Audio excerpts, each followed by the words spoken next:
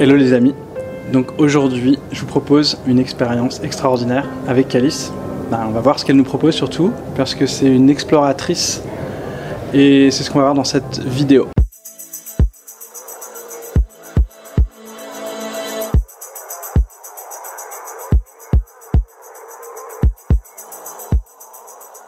Donc salut Calice. Salut Guillaume et salut à tous. Je suis vraiment enchantée d'être ici avec toi et de pouvoir vous parler des expériences d'expansion de conscience. Vous allez bientôt découvrir exactement ce que c'est. Donc on va parler des expériences d'expansion de conscience. Voilà, j'avais pas encore les mots, mais est-ce que déjà tu peux te présenter et nous raconter un petit peu ton parcours? Ouais. Même plus précisément, on va parler d'expériences psychédéliques sans substance psychédélique. Mais voilà, je vous laisse un petit temps pour assimiler l'information. On va voir exactement de quoi on parle tout à l'heure. Donc moi je suis Calice, je suis praticienne en hypnose, je suis aussi facilitatrice en activation de Kundalini et ça fait maintenant une dizaine d'années que j'explore les états modifiés, élargis de conscience à travers vraiment différentes pratiques. Je suis passée par l'hypnose, le breathwork, les sorties hors du corps, les rêves lucides, le tantra, l'activation de Kundalini et j'accompagne les gens à vivre des états de connexion au divin, à leur divin intérieur à travers des états d'expansion de conscience similaires à ceux qu'on peut vivre avec des substances psychédéliques. Ok, donc ça voudrait dire que les expériences psychédéliques sont des connexions au divin. Alors, pour moi, les expériences psychédéliques sont des outils de connexion à une forme de spiritualité, à une forme de transcendance. En tout cas, aujourd'hui, ça fait, comme je disais, une dizaine d'années que j'explore ces états-là. Ça a été pour moi l'accès le plus direct à ces expériences. On le sait, les psychédéliques, alors quand on parle de psychédéliques, pour donner un peu plus de matière, ce sont des expériences qui créent des modifications dans notre cognition, dans notre psyché, dans notre manière de percevoir la réalité, dans nos émotions et dans nos perceptions. Ces expériences, en général, elles sont créées par des plantes et médecines psychédéliques, comme par exemple les champignons à psilocybine, l'ayahuasca, la mescaline ou le LSD, qui sont des substances qui permettent un élargissement de la conscience et qui ont la caractéristique de ne pas être addictives.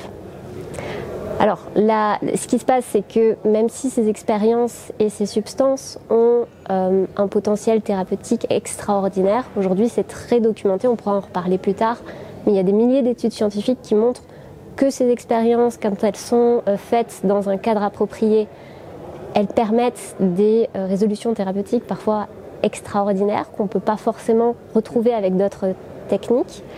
Mais elles sont interdites, notamment en France et dans la plupart des pays européens.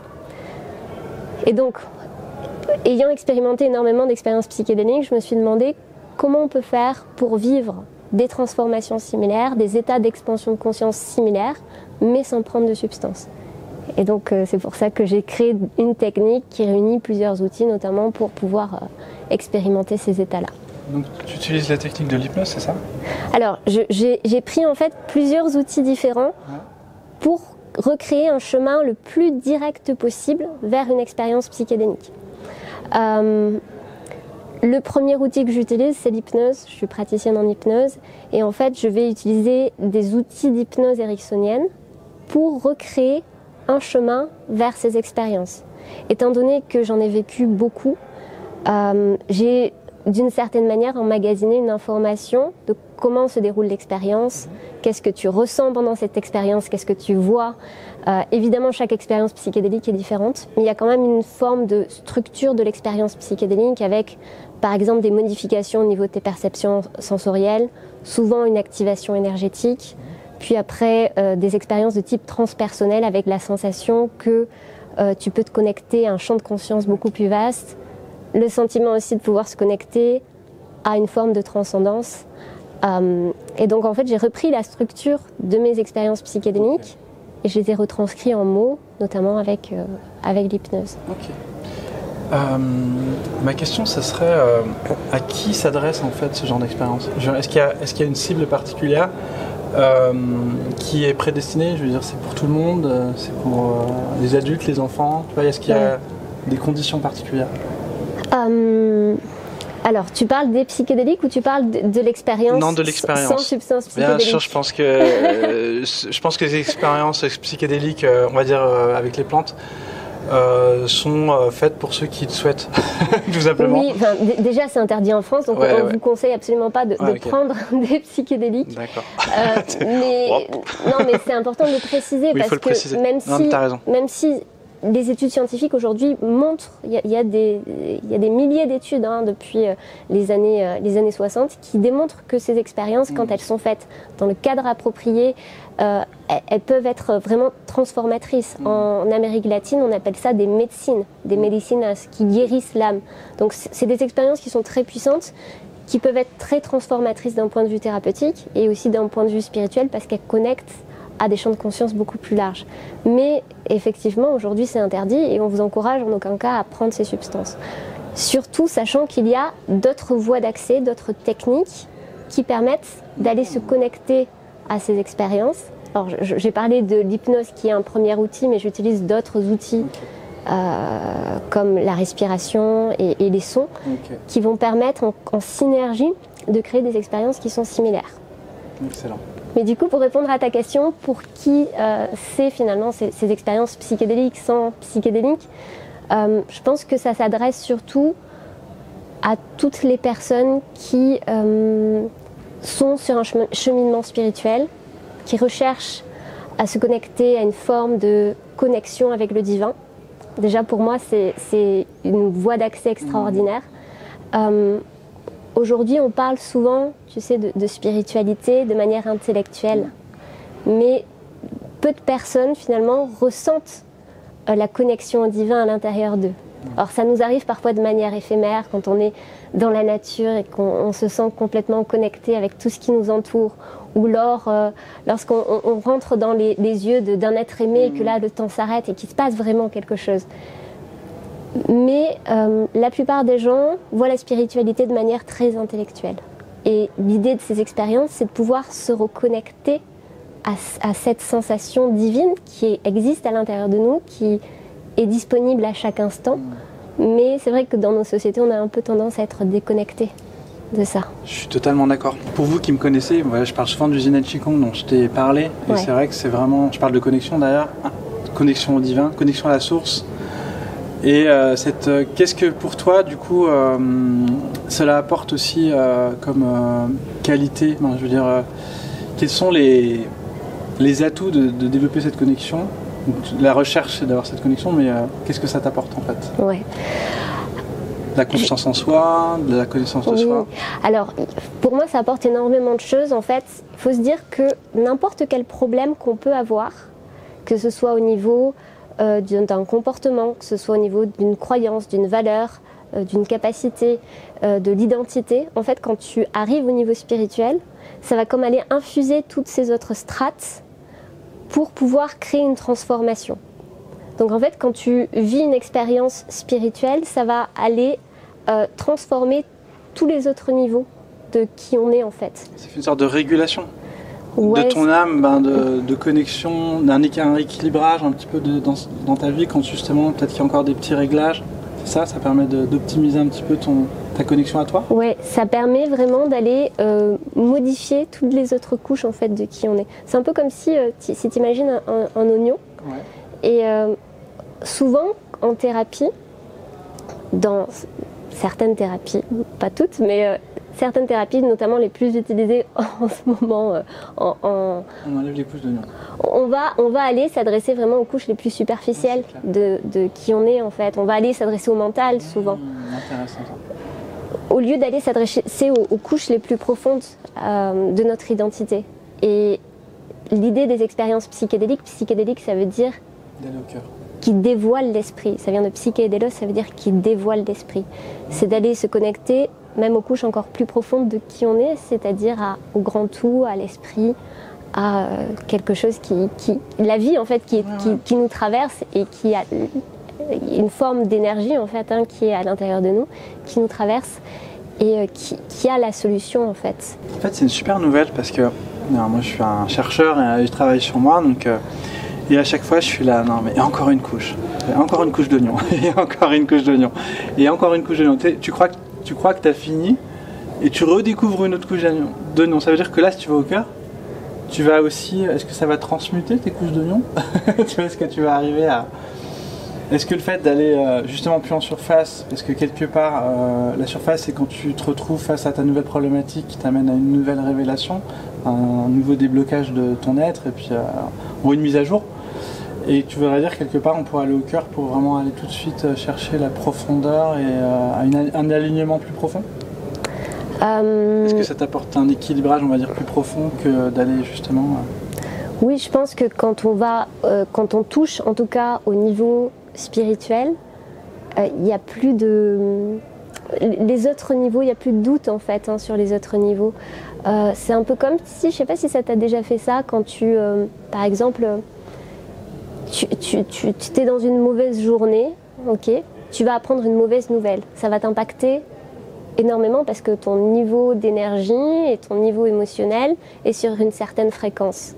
Par contre, imagine maintenant que c'est la meilleure journée de ta vie, tu es dans un état de flow énergétique, d'extase, de grâce, tu te sens vraiment mais incroyable. Là, tu as une mauvaise nouvelle qui arrive, en fait, cette nouvelle, elle ne va pas t'impacter du tout. Donc en fait, quand on se connecte à ces fréquences un peu magiques, ces fréquences divines qui existent à l'intérieur de nous, le reste en fait devient, tout se transforme. Je suis hyper intrigué d'expérimenter ça. D'ailleurs, tu nous proposes une expérience, c'est ça? Comment ça va se passer ça qu'on n'a pas encore parlé? Donc je vous explique un petit peu le cadre. Là, on est en séminaire. Ouais. Et on s'est rencontrés et du coup, il y a l'idée d'expérimenter des choses ensemble. Parce que du coup, le Qigong, pour moi, c'est une expérience qui est similaire. Et vu que je suis chercheur et que j'aime bien partager les informations, c'est pour ça aujourd'hui que je vous présente Calice avec son expérience incroyable. Et est-ce que tu peux nous dire, on a prévu donc, de passer une soirée ensemble, de vous inviter à cette soirée. Et est-ce que tu peux nous parler un petit peu de ce qu'on va vivre, pendant cette soirée? Ouais, l'idée c'était de pouvoir inviter ta communauté à une expérience transformatrice spirituelle. Donc l'idée de cette expérience, c'est déjà de vous préparer à vivre une expérience qui va être différente et qui va pouvoir vous connecter à ce que j'appelle le divin intérieur.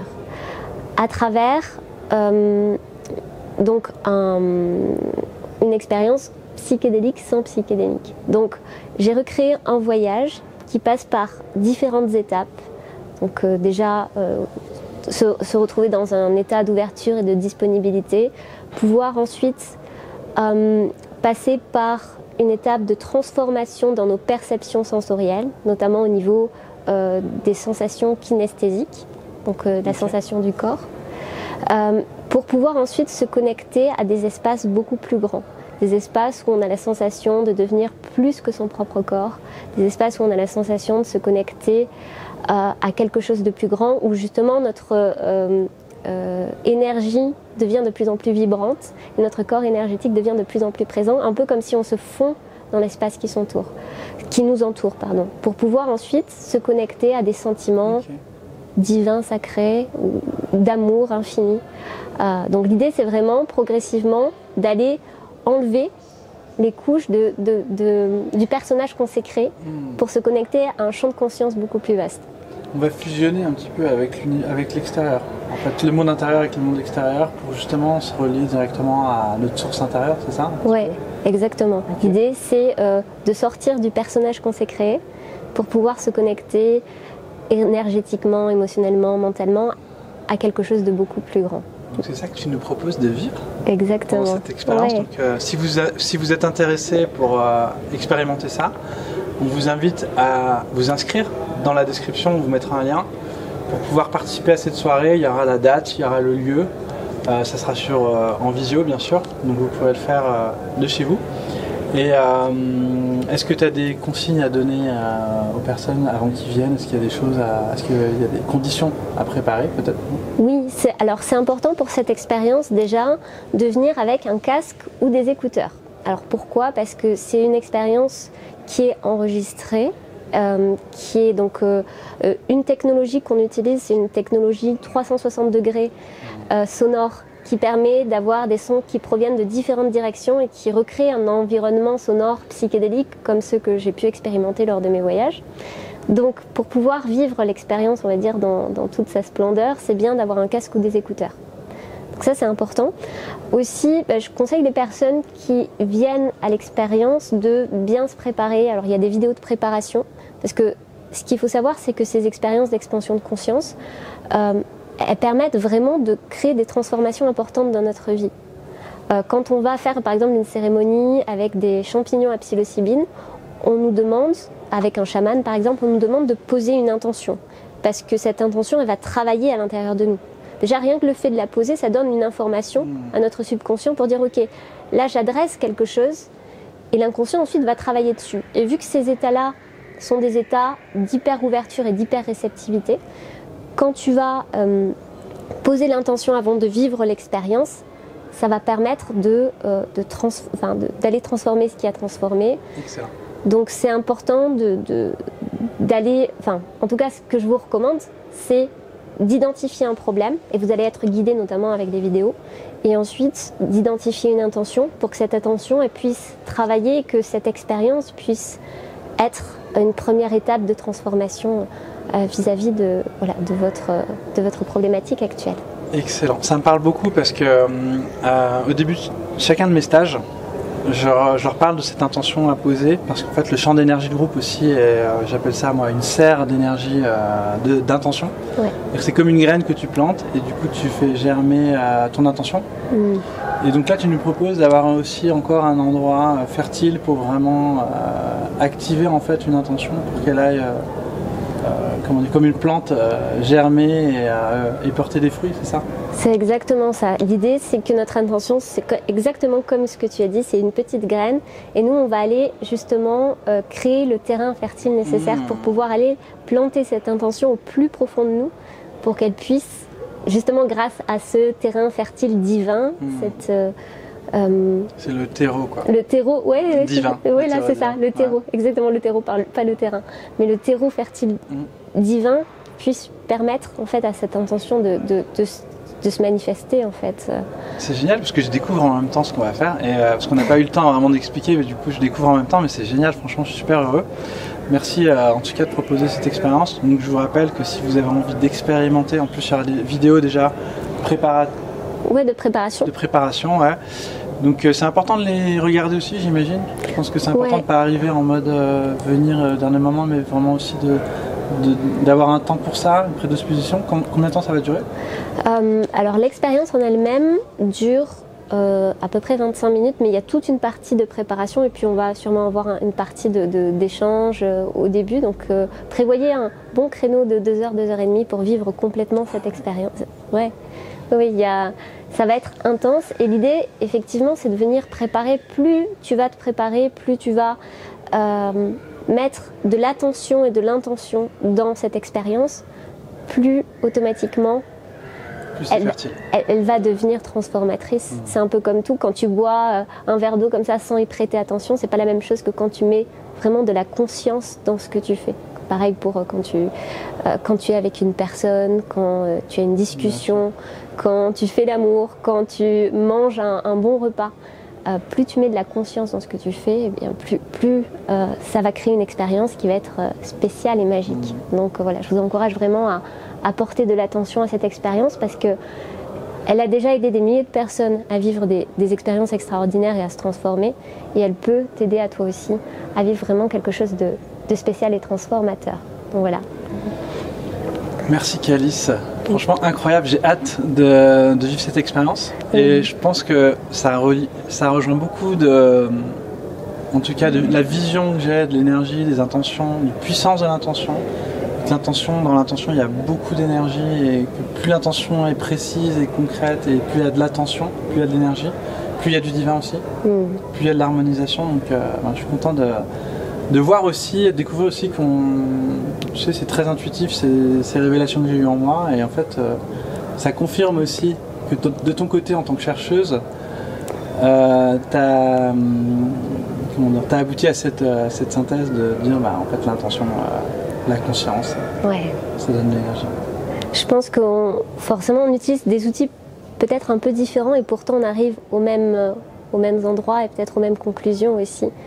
Donc c'est ça qui est intéressant aussi, de pouvoir croiser différents points de vue, différentes pratiques pour voir qu'au final, avec l'attention et l'intention, on peut arriver au même endroit. Ouais, et puis moi je suis en fait je suis quelqu'un qui a consommé quand même des drogues, j'avoue. Et j'aime les expériences en fait. Je pense que, d'ailleurs, je pense aussi que si on fait ça, c'est pour une quête du divin à la base. Je pense que les personnes qui expérimentent ça, c'est un désir de se connecter au divin, et souvent c'est quand on est perdu d'ailleurs qu'en général on va le chercher de différentes manières. C'est pour ça que ça s'appelle les spiritueux. Quand tu bois l'alcool, ça s'appelle voilà. Mais c'est vrai que souvent, là l'idée c'est aussi de rester bien centré, tout en gardant ce voyage, cette expérience de voyage. Donc merci à toi Calice. Merci Guillaume. Et donc à très bientôt pour cette expérience. Vous avez vu, aujourd'hui c'est un beau cadeau que Calice vous propose. Donc encore une fois, si vous avez envie d'expérimenter ça, vous avez juste à vous inscrire. Et on vivra une expérience incroyable ensemble. Donc à très bientôt et merci à toi Calice. Merci, hâte de vous retrouver.